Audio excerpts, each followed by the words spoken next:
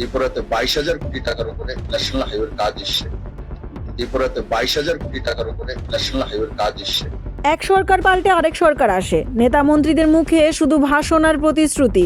1 কোটি, 100 কোটি, 1000 কোটি, শুধু টাকার অ্যামাউন্ট বেড়ে চলে সড়ক যোজনার ক্ষেত্রে। কিন্তু বাস্তবিকতা পরিকল্পনা থেকে ফার দূরে।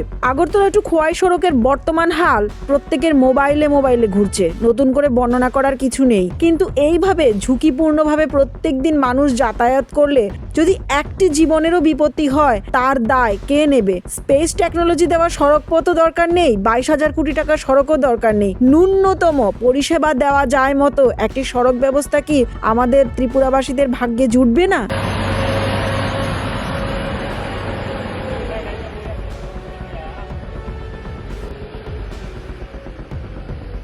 ত্রিপুরাতে 22,000 কোটি টাকার উপরে ন্যাশনাল হাইওয়ের কাজ এসছে।